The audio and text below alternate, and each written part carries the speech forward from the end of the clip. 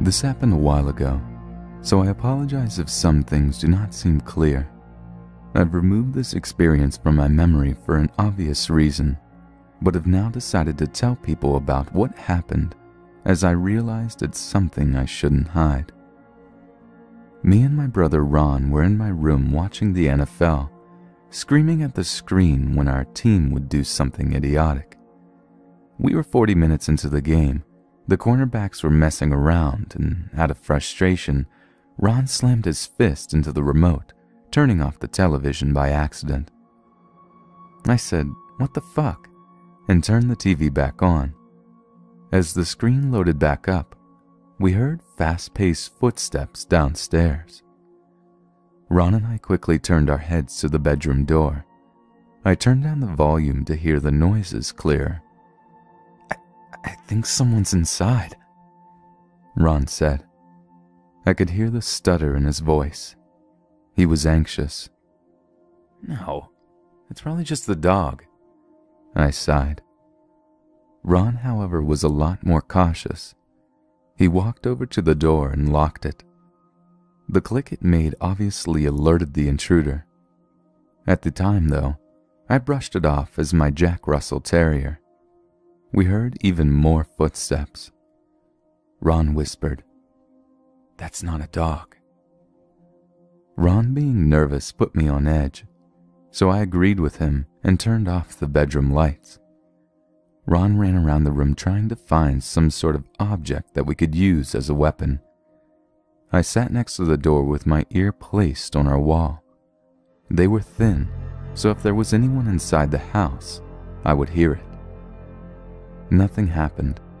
It was just dead silence with our heavy breathing. "Take a look," Ron said. He had his phone turned on just in case we needed to phone 911.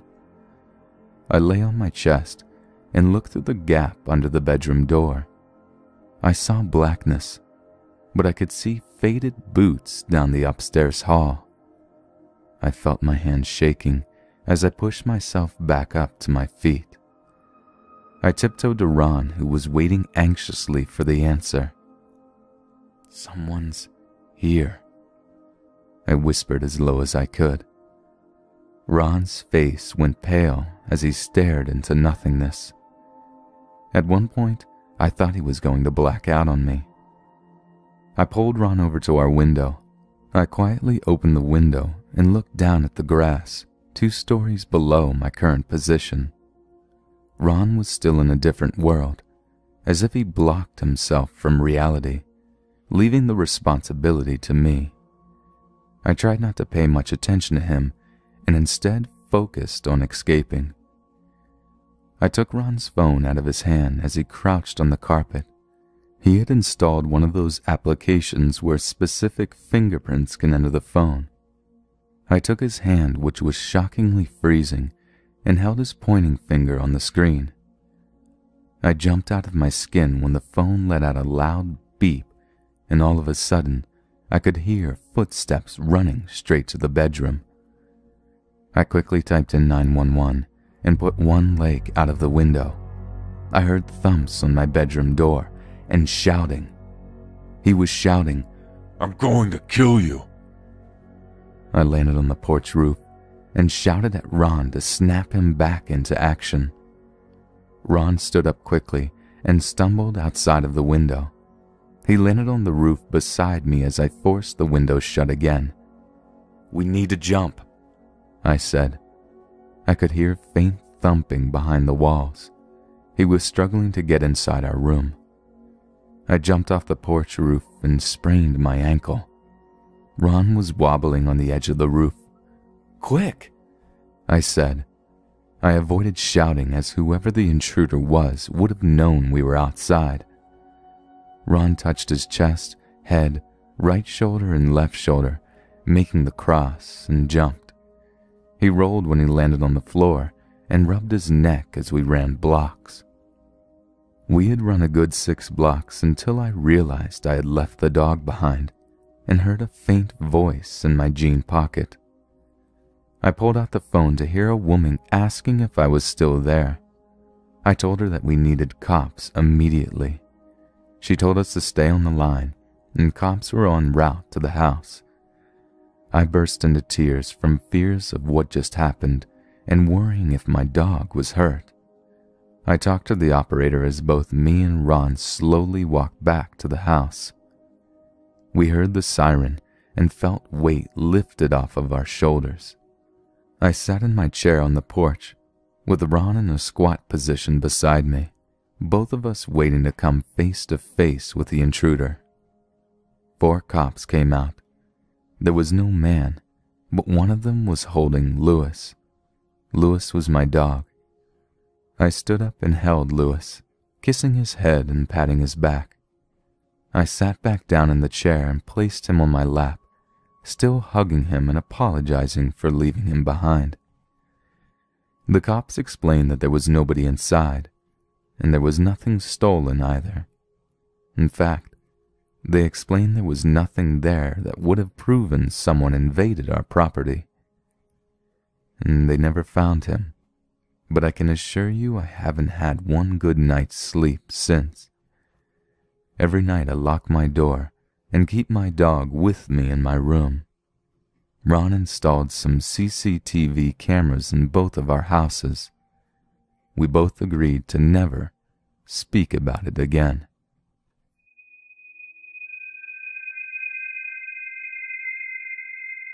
When my dad was 16, he lived in a small farmhouse in the middle of a rural forest area somewhere on the west side of Washington State. It was late at night, and he was watching TV in his basement when he heard the animals in the pens outside begin to whine and make frightened noises. My dad went up to the first floor and looked out the window. He didn't see anything abnormal, just the animals, frightened. He figured it was the rain because of the past few hours it had been coming down pretty hard. As he was about to turn away, however, he saw something that made him freeze. A man had popped up from a crouching position among the sheep and was now staring directly at my dad. They both met eyes for a few seconds before the man darted off in the surrounding forest. My father was filled with fear and worry.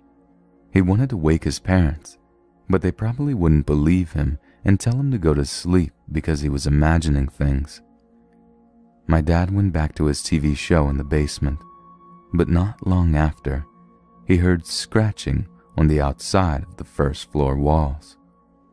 At first he let it go and assumed it was a mouse or small animal, but it wouldn't cease, and he began to get worried. There was more scratching and even more tapping, but then suddenly he heard the shattering of glass breaking. My dad's eyes widened, and he rushed to the closet and took out the family's 12-gauge shotgun. The person had smashed the outside door handle off and reached in through the broken window to unlock the deadbolt. My dad hid in the closet and called 911 with the basement door locked. The TV was off, and he whispered to the operator that someone had broken into his home and he was hiding in his closet with a gun. The operator told him to shoot if the guy attacked and that the cops were on their way. My dad could hear things being knocked over, drawers being opened and slammed shut, cabinets being opened and closed, and doors being opened and slammed. He heard the stairboards creak and stuff being rummaged through on the second floor. A few minutes later, while the guy was still upstairs, officers suddenly stormed the house through the open back door. They were shouting, telling the guy to get on the ground. My dad opened the closet door and made his way out of the basement and into the kitchen. The officers came back down with the man in cuffs. They asked my dad questions about what had happened, if he was hurt, and other stuff the police would need to know. A few glass plates and cups were the only things broken, and besides that, the house was only in mild disarray. My father was tearfully embraced by my grandparents, as they had feared the worst. From that point on, renovations were completed to remove all windows near the entrance to the home.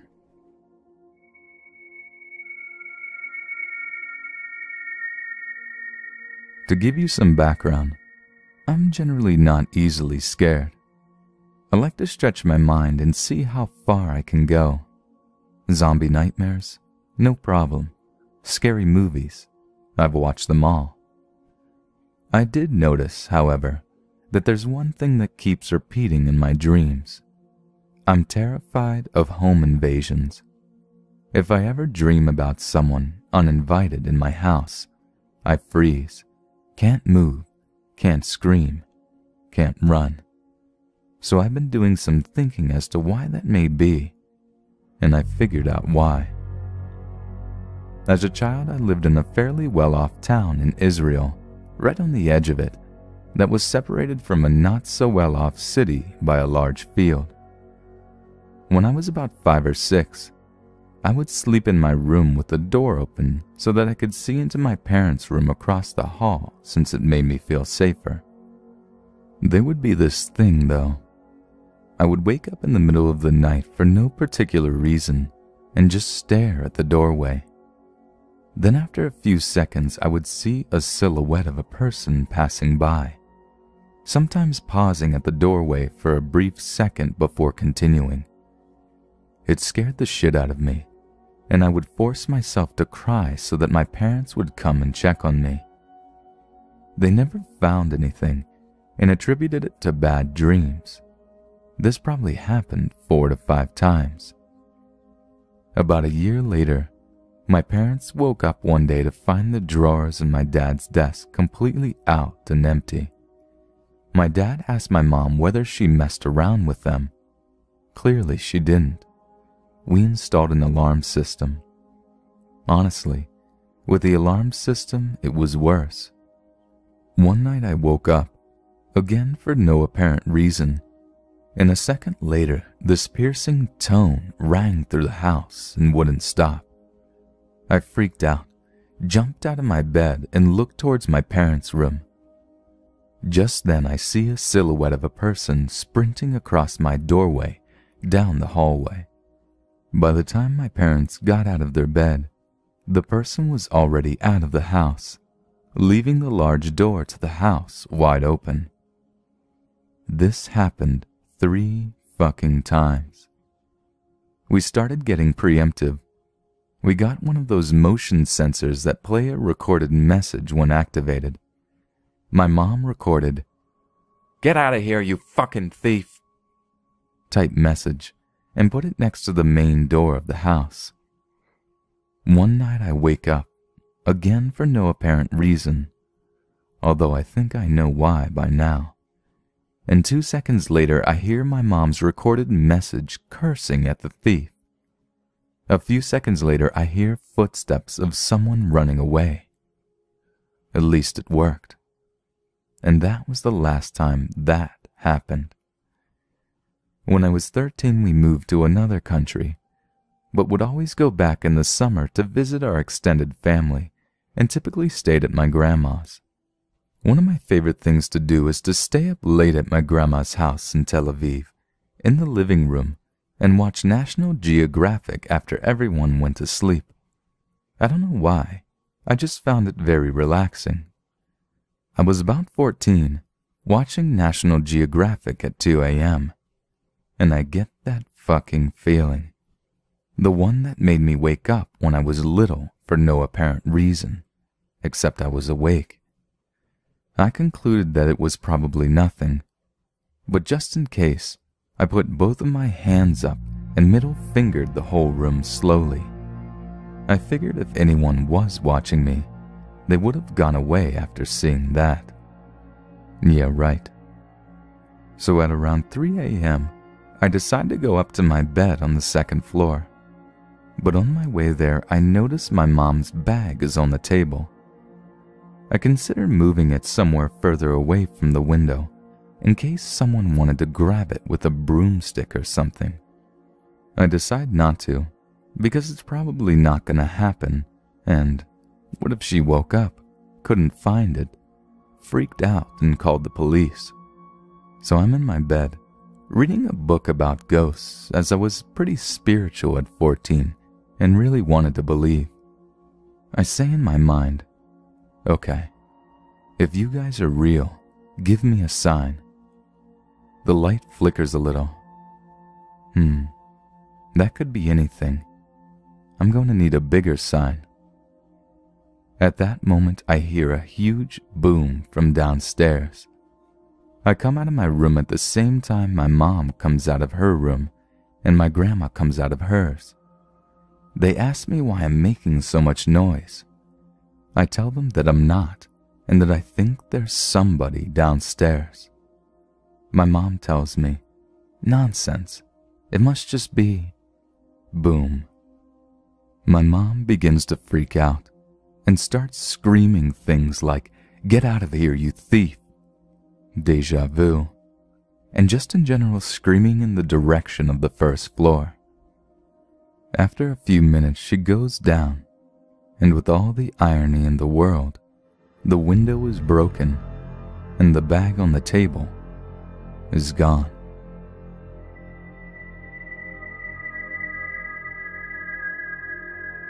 This happened in the mid-90s.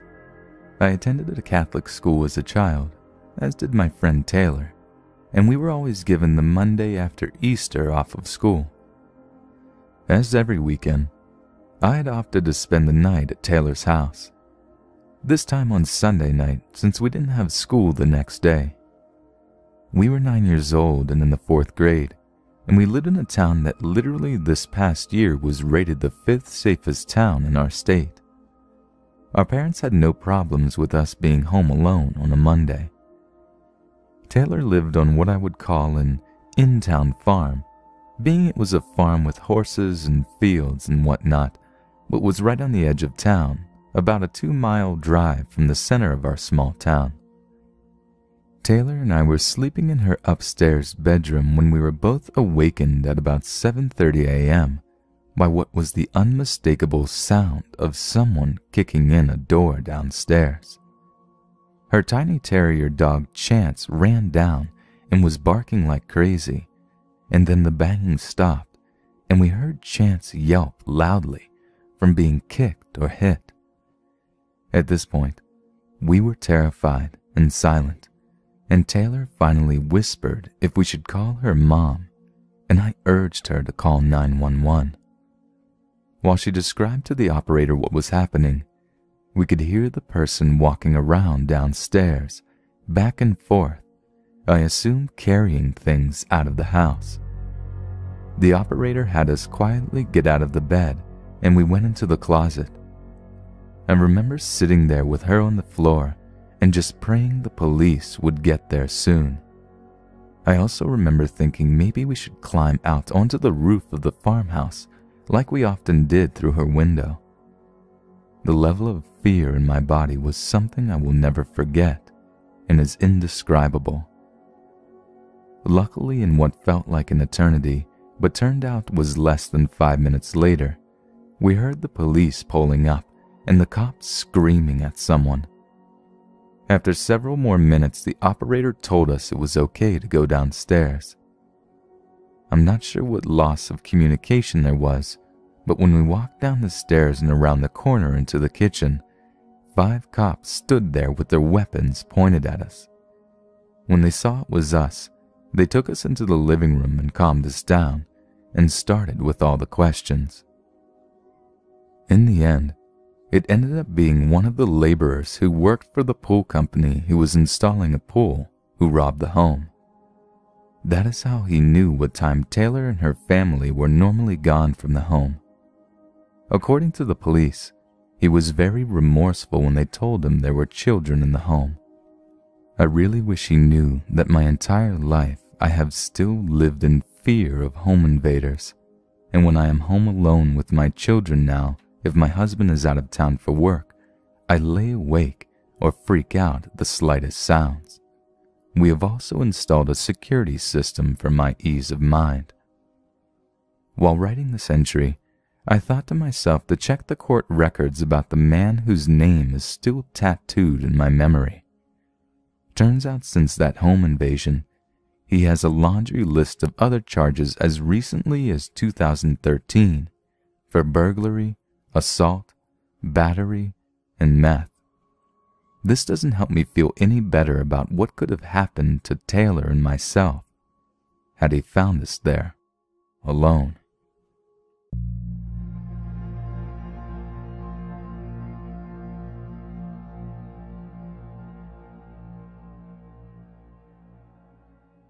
Stories below my current position.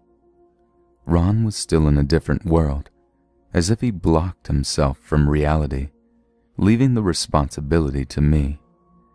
I tried not to pay much attention to him and instead focused on escaping. I took Ron's phone out of his hand as he crouched on the carpet. He had installed one of those applications where specific fingerprints can enter the phone. I took his hand, which was shockingly freezing, and held his pointing finger on the screen. I jumped out of my skin when the phone let out a loud beep, and all of a sudden, I could hear footsteps running straight to the bedroom. I lay on my chest and looked through the gap under the bedroom door. I saw blackness, but I could see faded boots down the upstairs hall. I felt my hands shaking as I pushed myself back up to my feet. I tiptoed to Ron, who was waiting anxiously for the answer. "Someone's here," I whispered as low as I could. Ron's face went pale as he stared into nothingness. At one point, I thought he was going to black out on me. I pulled Ron over to our window. I quietly opened the window and looked down at the grass. This happened a while ago, so I apologize if some things do not seem clear.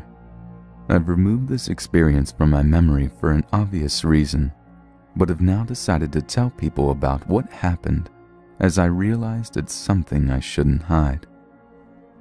Me and my brother Ron were in my room watching the NFL, screaming at the screen when our team would do something idiotic. We were 40 minutes into the game. The cornerbacks were messing around, and out of frustration, Ron slammed his fist into the remote, turning off the television by accident. I said, "What the fuck?" and turned the TV back on.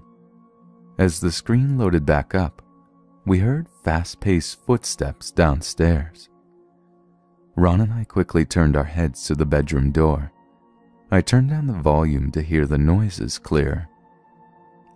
I think someone's inside," Ron said.